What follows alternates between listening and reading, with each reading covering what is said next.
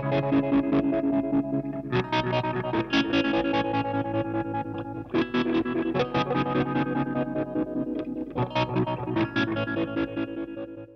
everyone, build report for the John Patton Orphan Fuzz, which is a germanium orpheum crossed with a mossrite hybrid with extras. Wow, I remembered it. If you want to hear more about the effect and a little bit more detail about the actual extras and things like that, you can check out his video. John, if you don't know John, he's part of the community, posts all the time, very clever individual, always contributing his knowledge to the pool. He's a great guy. The PCB is no longer available anymore. It was a short run, a group buy. He does a few of those group buys.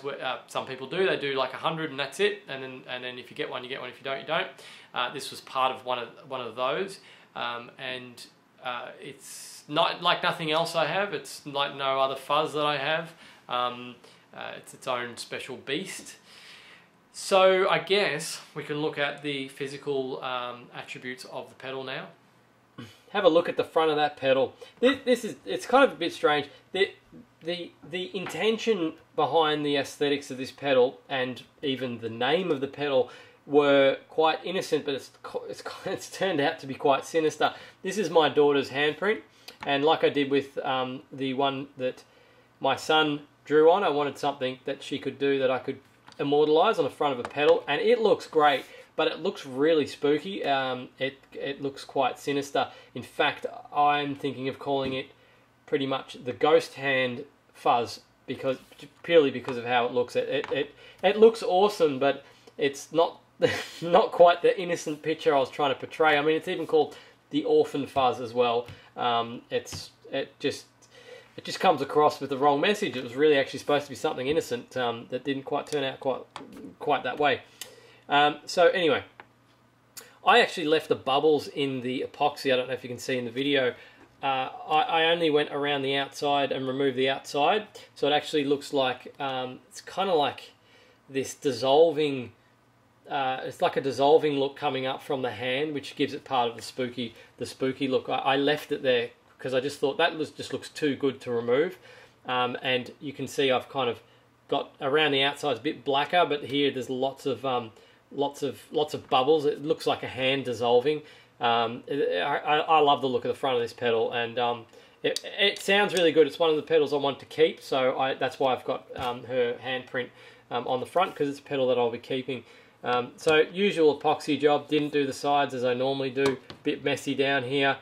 Epoxy is messy, you've got to be very, very careful with it. And just the standard black 13mm knobs that I sell on my store. I've heard about them 1,000 times. Germaniums, 2 germaniums. I've actually got the HFEs and leakage written on the top there, and it's left one is 65 HFE with 165 leakage, so relatively leakage, and I'm assuming that is actually 79 with 208 leakage, and the actual transistor is a, if I can zoom in nice and closely, a MN35, which, as we know, is not N in Russian, it's actually P, so it's MP35, and they would be NPN, I'm assuming, because there's no... I built this quite a while ago. I'm trying to remember. There's no polarity. There's no charge pump to reverse the polarity, and I never reverse the polarity on the input because it's just so annoying. So they would be NPN germaniums. So I've actually used 16mm pots for this one because there's plenty of room. Using up some of the components I have lying around, getting rid of some of the things that I've had for ages. Kind of foolishly used a vertical instead of a horizontal, probably the only one I had on hand, so it gets a bit tricky getting in there, probably for biasing. Again, I'm not sure, but I might just check that out when we actually do the sound demo. And just the usual setup that I normally do. I got this thing kind of sideways and blue tacked down because I think things got a little bit tight, and it certainly needs to be tightened up. That's a bit loose. I haven't tightened it up fully. I think one of these jacks is a bit loose as well. I have to give that a tighten up too.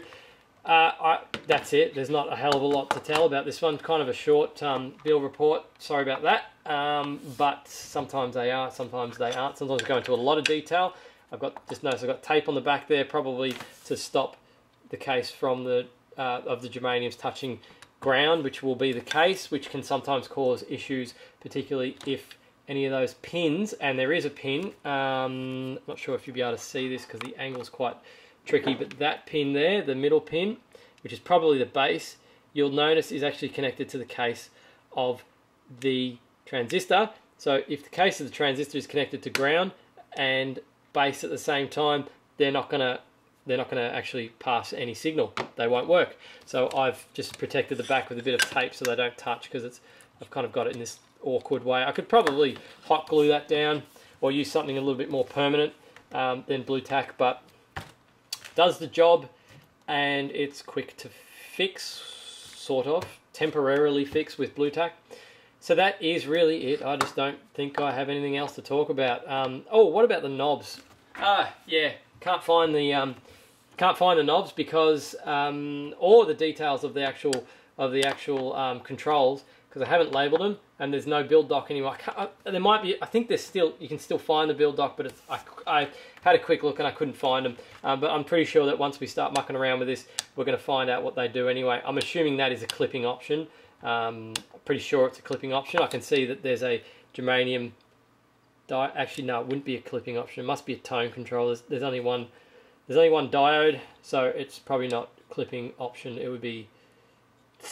I think it's probably going to be a tone control, particularly because there's so many capacitors as well.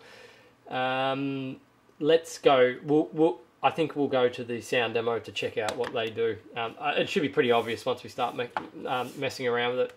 So thanks for watching this one. Sorry it's a bit brief on detail, but like I said, some are fleshed out and some are not. This one I can't even get a build doc for, so I can't go into much detail. Check out John's channel, John's YouTube channel, and you will find him on the forums as well. The Guitar Pedal forums. He's a nice guy. He's very knowledgeable, as I said. And we'll go to the sound demo. Really good fuzz. I like this one. It's very different. It's not like most fuzzes that you'd hear, and that would be because of the way that it has been designed. It's not designed like a fuzz face variant or a tone bender variant, or a million types of different effects from memory. Again, I can't find the schematic, so. But I seem to recall that it was schematically very different from most fuzzes. So yes, hope you liked this video, and if you did, give me a thumbs up. Otherwise, I will see you in the sound demo. Cheers.